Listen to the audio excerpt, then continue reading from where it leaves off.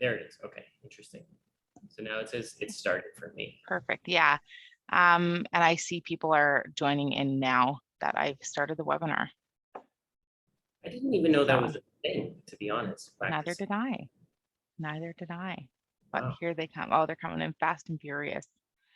So Great. we're gonna start everyone in a couple of minutes, just as people join in.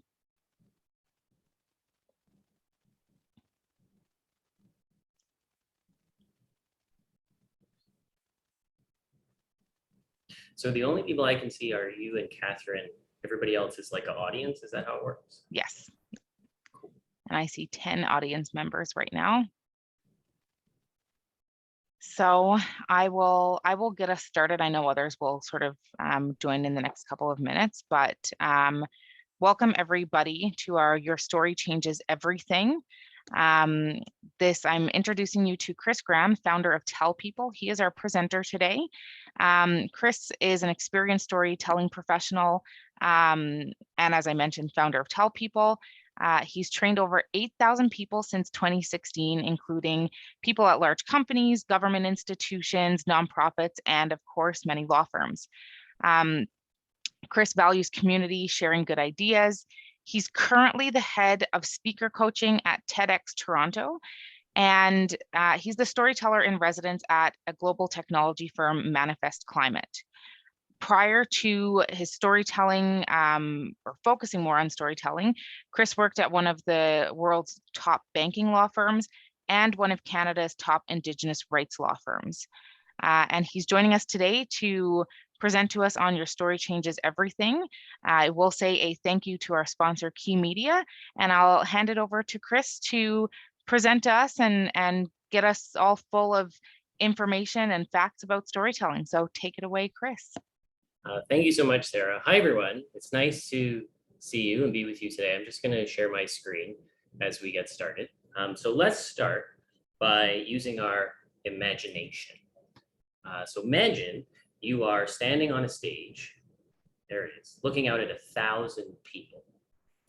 You have just a few minutes to convince these people to support your big idea, what has become your life's work. The spotlight comes on, you can feel its warmth, and the microphone is live. What would you say to those people? How would you get 1,000 strangers to believe in your idea? So my job as a speaker coach at TEDx Toronto is to help people figure out what to say on that stage. If you've never been to a TEDx conference, it involves a handful of people getting about 10 minutes each to share their big idea. It's very exciting, it's very meaningful, and it's relevant for us today because it turns out the same tools we use to help speakers connect with an audience of strangers could also help you establish meaningful relationships with your clients and colleagues. The kind of relationship where people see you as a person they respect and trust, a person they want to work with for many years. So let me show you what that looks like. I started my career many years ago at a law firm called Sullivan & Cromwell. I'm sure some of you have heard of it. It's very old. This is a picture of the firm's office in New York City. And so my first day of orientation, the firm's chairman gets up and gives a speech to all the new associates. There are like 150 of us. And he says, I'm paraphrasing, "We know that all of you will become very smart lawyers, but that's not the reason for this firm's success. The reason this firm has flourished for over 100 years is that whenever our clients face an important decision, they want to know what we think." He said, "Our clients don't see us as merely good lawyers. They see us as a source of trusted counsel." Now, I don't think any of us are going to be in business for 100 years. I know I sure am not. But I do think you might want to have that caliber of relationship with your colleagues, to be seen as a source of trusted counsel. And what I want to suggest to you today is that the way to get that relationship is not merely by doing good work. You also need to do what our TEDx speakers do. Tell stories about yourself. Stories that illustrate who you are as a person. Because remember, people don't form relationships with your work product. They form relationships with you. So here's what's going to happen. The session is divided into 3 parts. At the beginning of each part, I'm going to tell you a story about me. We'll then use that story to illustrate certain tools that are useful for you. And those tools include how stories showcase who you are as a person, how to make your stories really interesting to other people, and how to find opportunities to share your stories. Along the way, we'll also talk about humor and vulnerability, even a little bit of sadness. I will tell many jokes. You should feel free to laugh. Each part of the session is, 10, 12 minutes long. So I'll talk for like 10 minutes. Then we're going to take a break and do an exercise. The exercise is very straightforward. I'll put it on the screen when we get there. It's just an opportunity for you to reflect on what we've learned to that part of the session. You can do it right where you're sitting, just make some notes. At the end of we'll do that for like 2 to 3 minutes. Then I'll come back. I'll make some observations about what happened during the exercise, maybe like complicate your thinking about it. I'll also answer any questions that people have asked to that part of the session. So if you have any questions at any point as we move along, please just type them into the chat in real time. While you're doing the exercise, I'm going to go into the chat, read all the questions, and then after the exercise, I'll answer the questions so that everyone can hear. And with all of that by way of introduction, let's move on to part 1. So a fun fact about me is that I am actually a twice retired lawyer, which probably makes me the most retired person on this call. And so back when I was practicing, 10, 15 years ago, I once took a meeting with a potential client. During the meeting, this guy said to me with genuine curiosity, "How do I know I could trust you?" It's a good question. So what I initially said is what I imagine some of you are thinking. I said, well, you can trust us because our clients trust us. This firm has been in business for many years. You can have confidence in the strength of our reputation. So that makes sense, right? My past experience is relevant to our future experience. This is why every lawyer bio has that list of representative deals or matters. Your LinkedIn profile says all the stuff you've done. And I think all of this experience is relevant, but the relevance is tricky. Think about it this way. Imagine that you are going on a first date and you really want it to go well. So what you do is you make a list of all your past relationships, including a little blurb about your contribution in each case. And then when you show up for the date, you give it to the other person. I think that's a bad strategy. And so did my client.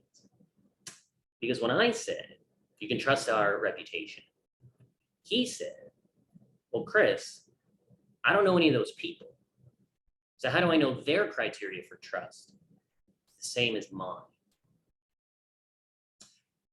So I said, let me tell you a story. Before I went to law school, I went to business school. That's a picture of it on the screen. And when I was there, I participated once in a case competition. It's kind of like moot court, but for business students. You get a hypothetical business case, 24 hours to work on it, and then you present your analysis to a panel of judges. So on the day of the competition, I show up, they hand out the case, everybody gets the same one, take it to my study room, and I discover that the competition case is the same as one I did in practice. What should I do with this humongous advantage? Because on the one hand, it's not my fault, right? Maybe this is what happens when you prepare a lot. Maybe this is happening to a bunch of the other schools. Regardless, I'm the only one who's going to know it's happening to me.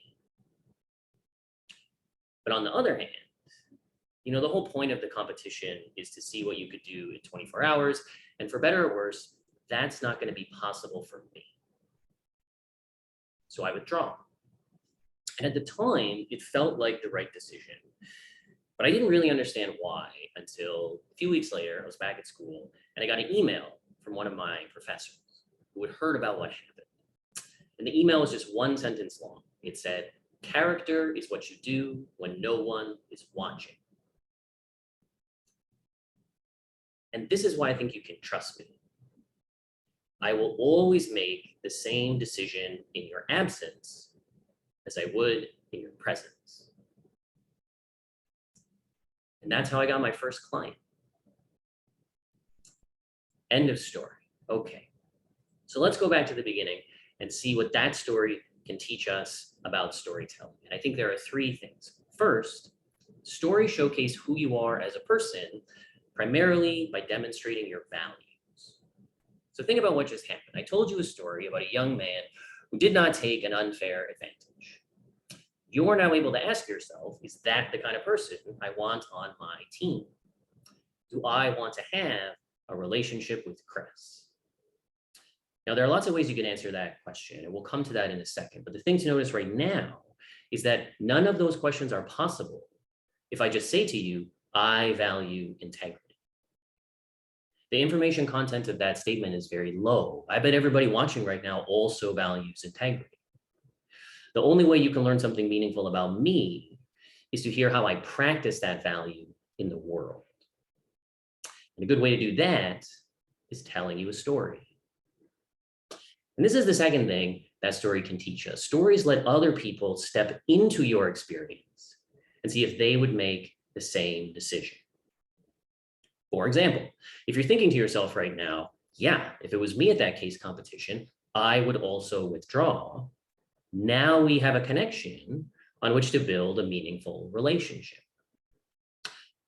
Alternatively, maybe you think I made the wrong decision. Maybe my client hears that story and thinks, absolutely not. I want my lawyer to take every possible advantage. Please see, that is also a good outcome. Right? The sooner we realize we're not aligned, the better it is for both of us. I would much rather have a disagreement with a potential client about a story than with an actual client about a file, because then it's too late. And this is the third thing that story can teach us. Your experiences are much more memorable than facts. So when people talk about themselves, they tend to use fact-based descriptions. I went to this school, I work at this firm, I do this job. And the problem with those facts is that they say nothing about who you are as a person. They say nothing about the experience of you. And here's why that matters. Think for a second about a person in your life who you think is memorable or significant. Just think about this person. So now ask yourself, is the thing that makes them memorable their job title or where they went to school? Of course not. You may well remember these facts, but that's not the reason the person stands out in your mind. Another fun example of this, and then we'll take a break, is my dad. So my dad is 72 years old. He's a retired law firm partner. He really likes golf. He really likes Molson beer, and he's a little bit OCD. Those are some facts about my dad. But if you really want to know what he's like, you have to look at this picture of my dad supervising a load of laundry. Yeah, that's a real photo. Every Saturday morning, he just sits there smoking a cigarette, watching it go. During the spin cycle, you know how the washer can sometimes jiggle? He holds onto it like it's gonna run away. What a weirdo. Poor guy. But here's the kicker, right? If like a week from now, I don't know, a month from now, I catch up with you and I say, hey, do you remember anything about my dad? I bet all of you would say, yeah, the laundry guy. I bet none of you would say, oh yeah, that guy who likes Molson beer. Your experiences are much more memorable than facts. And a great way to share a meaningful experience is to tell a story about your values. So let's take a break and try it out. What I would love for you to do right where you're sitting is take a few minutes and answer the questions on the screen. So think about what is something you value, write that down. What is an example of a time you practiced that value, write that down. And then I want you to imagine that you are interviewing yourself about the experience you just wrote down, like the example that you just wrote down. And I want you to think of what are like 3 questions you might ask yourself about that experience. So let me give you a few examples and then we can do it. So for example, you might write down, I really value family. And I practice that value by every Friday, I have dinner with my parents. And you might say, 3 questions I might ask about that experience are, what do they have? What do they usually serve for dinner? What are your parents like? And what's the most embarrassing thing that ever happened at those dinners? Okay, so that's one example. Another example is you might write down, I really value adventure. An example of how I practice that value is last month I went skydiving.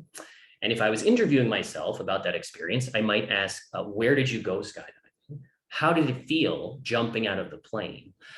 And what kind of preparation did you do? Like, how does somebody prepare to do skydiving? Okay, so those are some examples of how you might do the exercise. We're just going to take like 2 to 3 minutes, just make some notes right where you're sitting. I'm going to go see if anybody's asked any questions. We'll come back in about 2 to 3 minutes. I'll make some observations about the exercise, and then we'll carry on with the session. Everybody's doing great. We'll see you back here in like 2 to 3 minutes. Let's call that amazing. Okay, let's call that time. So what I'm going to do now is just make a few observations about the exercise. If you didn't finish, that's okay. That's also in itself interesting. So we'll talk about that in a second. So one observation to make about the exercise is to think about how what you wrote down, the thing that you value, an example of how you practice this value, that might seem very ordinary and familiar to you. But it will not seem that way to some other person if you shared it with them, because that person would be learning something about you.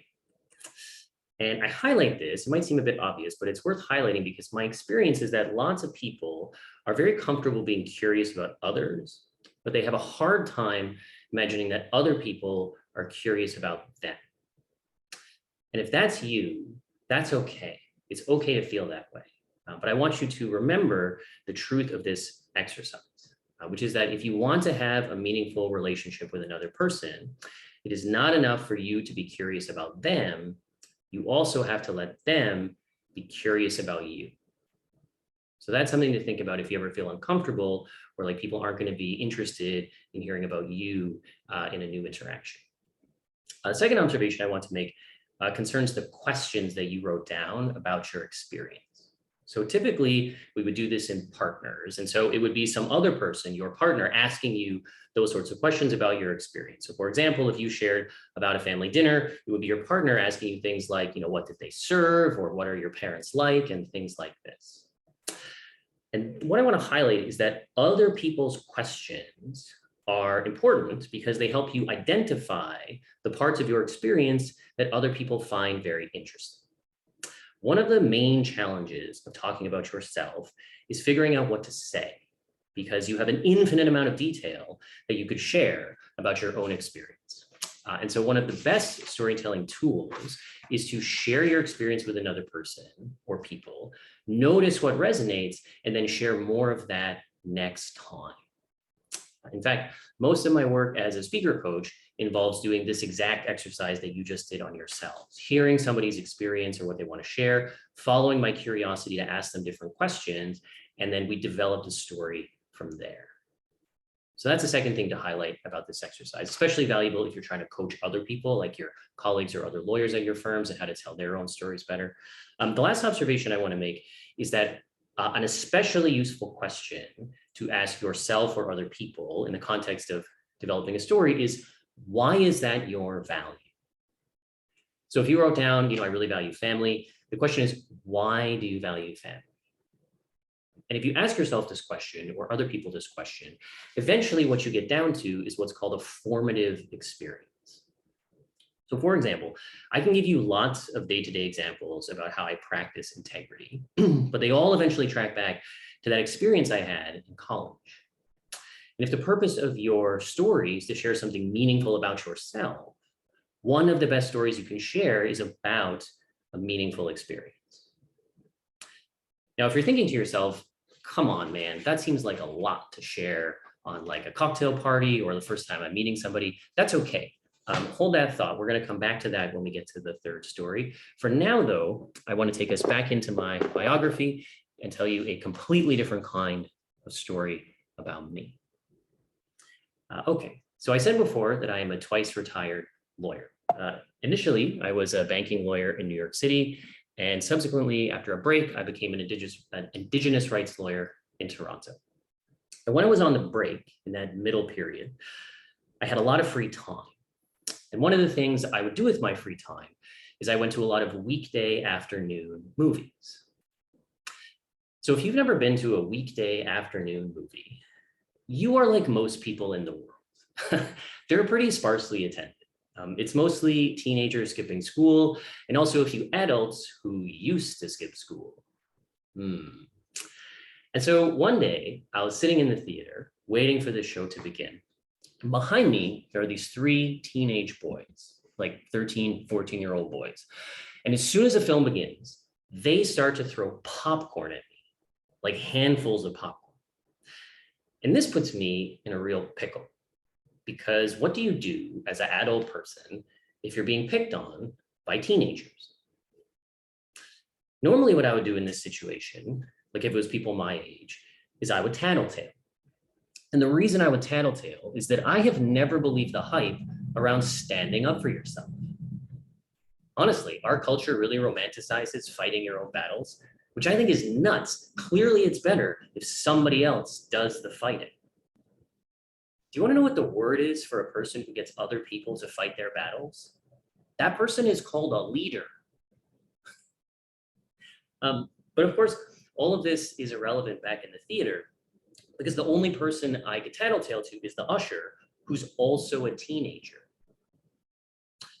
So what I decide to do is something that I have seen tough guys, as depicted in movies, also do.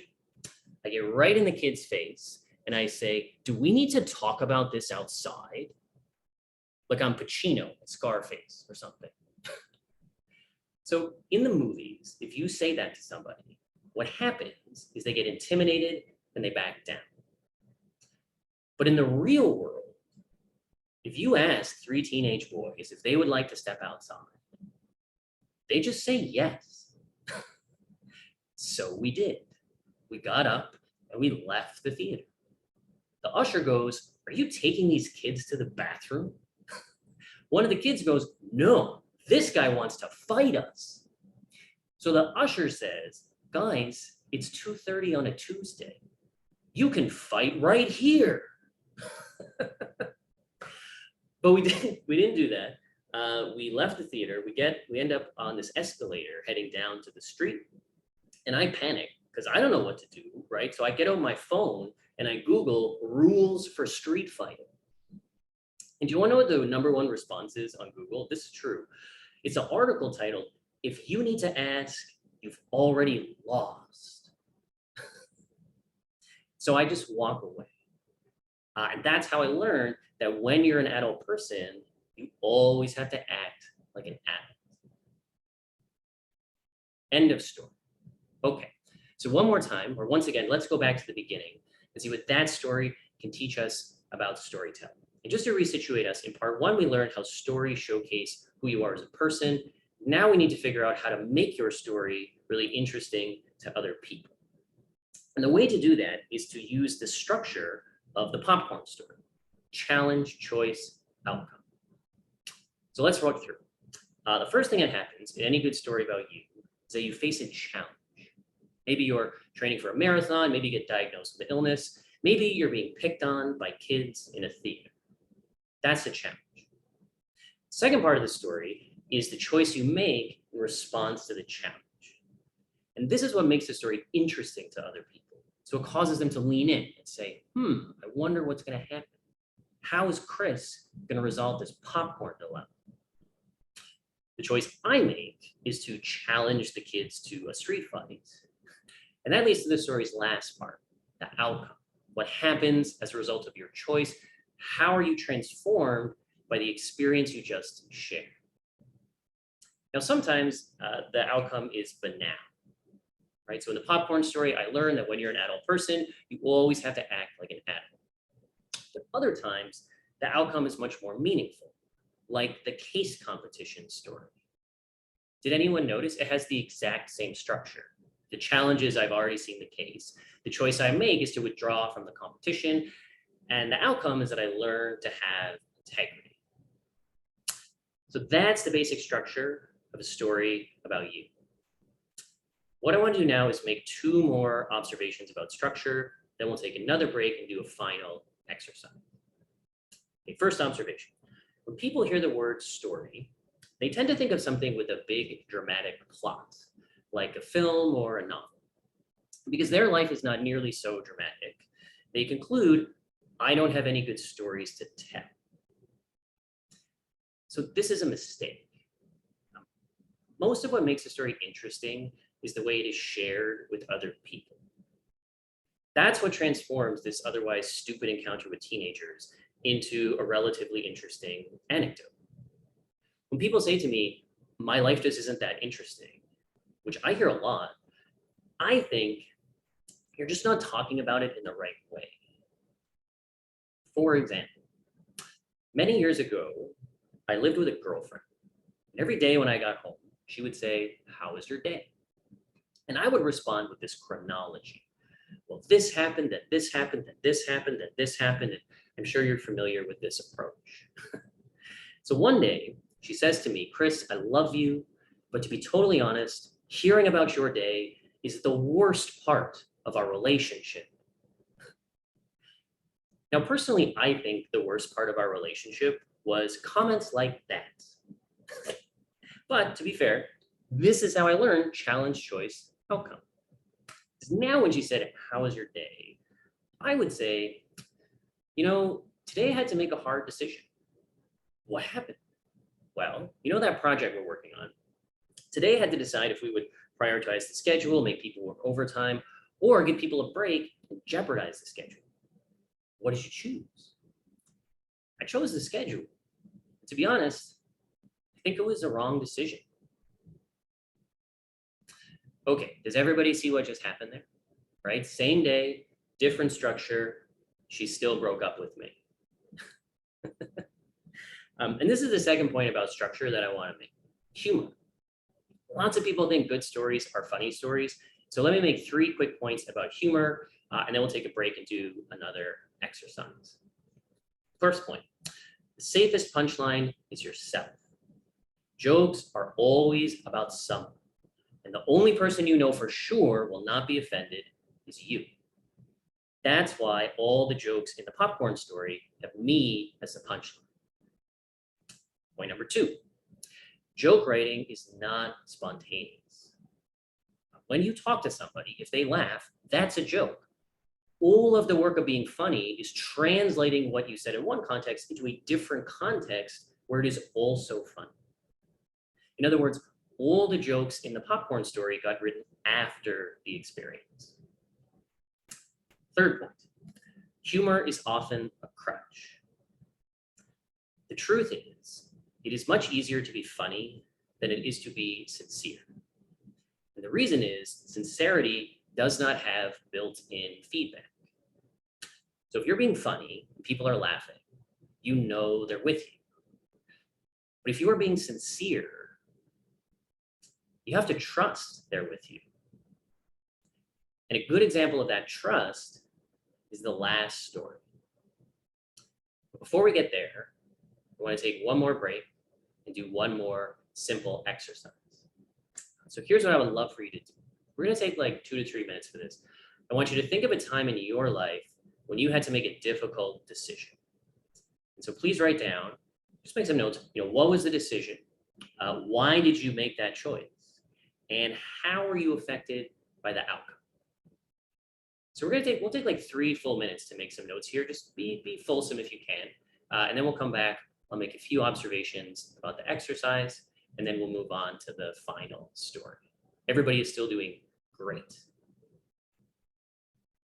So thank you for that, Sarah. So let's call that time. If you haven't finished, that's okay. Just a reminder, if you do have any questions, you can feel free to fire them into the chat. So a couple of observations just to make about that last exercise. So typically, again, when we do this exercise, a lot of people, more than half the people, struggle to finish in the time allotted, to finish sort of writing down or telling somebody else about their experience. And partly this is because 2 or 3 minutes just isn't very much time. But mostly it's because it's very hard to tell a concise and compelling story about yourself off the cuff. And so this is another example of the value of revision. which is something we're going to come back to in the last story.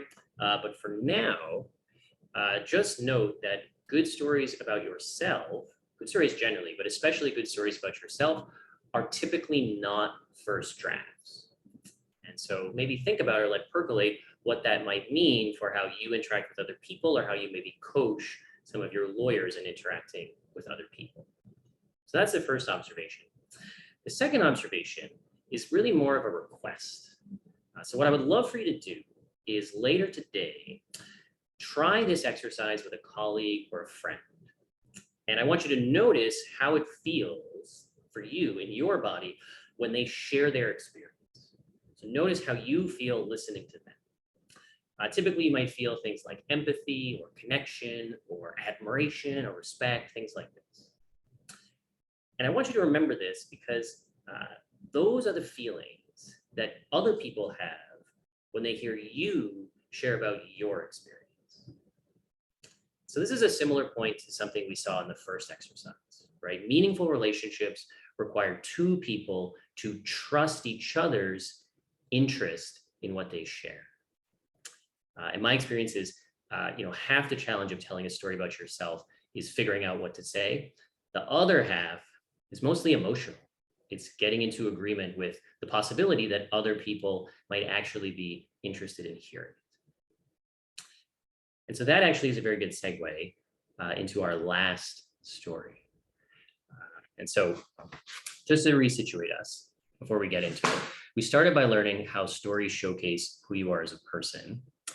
And we just figured out how to make those stories really interesting to other people. Now we need to figure out how to find opportunities to share your story.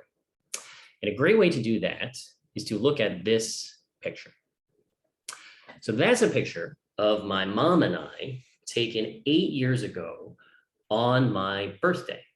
And what's happening in that photo is that we are out shopping for that classic mother to son birthday gift, which is underpants. Yeah.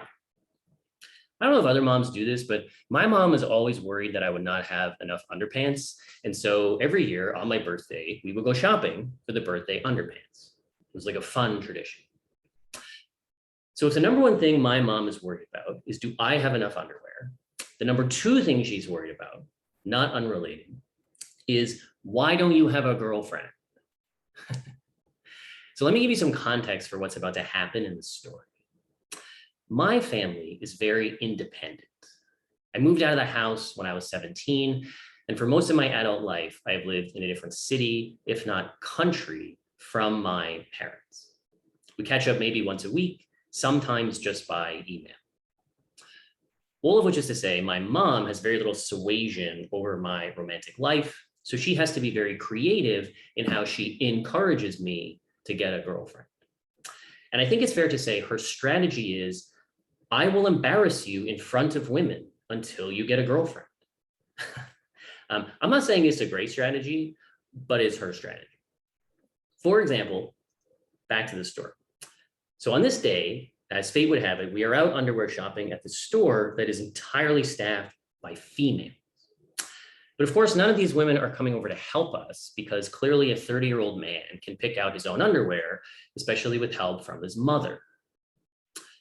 So we pick out, 10 pairs, we go up to the cash. And now I must really seem like a catch to these ladies, because not only am I a 30-year-old man whose mom picks out his underwear, she also pays for it.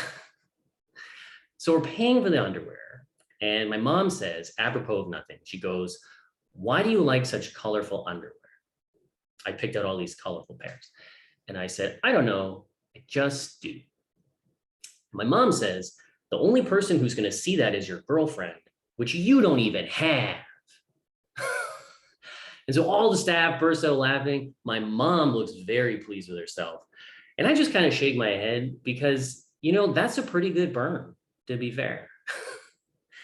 So we pay for the underwear and we turn around to leave the store, and mom bends over to zip up her coat that she's wearing. And 10 seconds go by, 15 seconds go by, 20 seconds go by. We're just standing in the middle of the store. 30 seconds go by. So I take a knee and I discover that mom is crying. because her hands are shaking so bad, she can't zip up her coat. The other relevant piece of context for the story is that this would turn out to be our last birthday together. It's okay. At this point in her life, my mom was, I think, 2 years into her battle with cancer. And as a result of all of her treatment, her hands would often shake, sometimes shake. So back in the store, I take a knee, zip up her coat, I wipe her tears, I take her out to the sidewalk, and I hug her until she stops crying. And that's when we took the picture.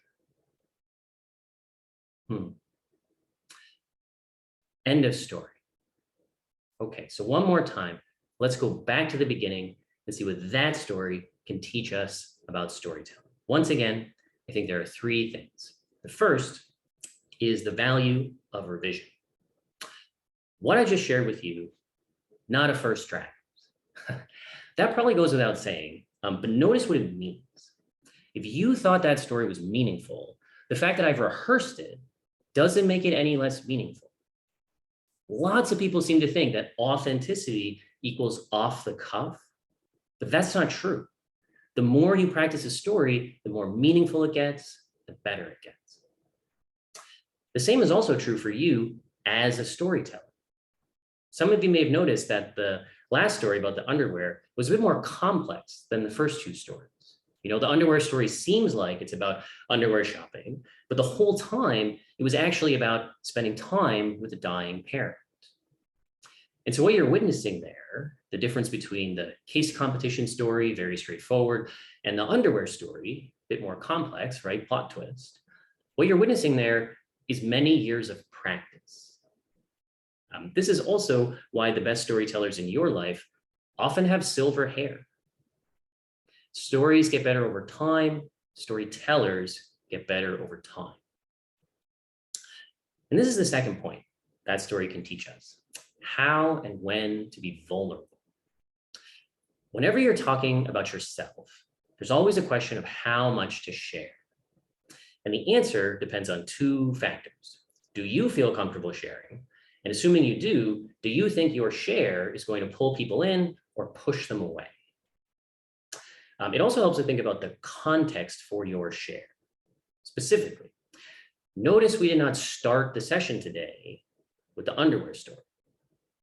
I think it's the best story of the bunch, but that's a lot right out of the gate. By putting that story at the end, it gives us time to develop some kind of relationship. At the very least, you can think to yourself, well, Chris seems to know what he's doing, so I can trust him to hold the right kind of space for that kind of story. And that brings us to the third thing that story could teach us: how to find opportunities to share your story. And here I want to leave you with a 3-step process. Step number 1, have something to share. Before it comes out of your mouth, it has to be in your head, meaning you already encounter lots of opportunities to share your story. Do you remember when my client asked me, how do I know I can trust you? Most people don't see that as an opportunity for a story. I did, because I had one to share. Step number 2, when people ask you questions, start answering with stories and anecdotes. The next time somebody at an LMA event asks you, what do you do? Don't just say facts about yourself. I work at this firm, I do this job. Also share an experience. And if you're thinking to yourself, come on, man, I can't just flip a switch and start dropping anecdotes all over the place, especially not at a work event. This is fair enough. But what you can do is start practicing with your friends. For example, a question that my friends ask all of the time is, how's it going with your relationship? Classic friend question. The answer is, it's going great. My partner and I just celebrated our 1.5-year anniversary. If you're into gift giving, that is the ceramic ashtray anniversary, often overlooked. So you can do the math. We met during COVID. Our first date was a video date on our phone, which kind of feels like, imagine taking a selfie, but for an hour. Our first in-person date was at a park. And as soon as I saw Ellen, my partner's name is Ellen, As soon as I saw Ellen, I knew this is my person. This is a person that I could make a life with. So I gave her my list of past relationships. At the end of the date, we'd been for a walk in the park. At the end of the date, I said, I think this is something really special. Ellen said, let's see how you do in a restaurant first, perhaps. Which is fair enough, right? But here we are, 1.5 years later. And do you want to know the best thing is about falling in love with somebody right away? On every anniversary, I get to feel vindicated. Yeah, when Ellen says, I love you, I get to say, I told you so. Okay, so now you know some stuff about my relationship, my partner. Do you think I came up with that stuff on the spot? Of course not. Whenever my friends ask about my relationship, I say different things and I notice what resonates. And I do that when anyone asks me about anything, right? Not just my relationship, but also my job, my hobbies. And over time, all of that practice percolates out into all of my interactions, including this interaction we're having today.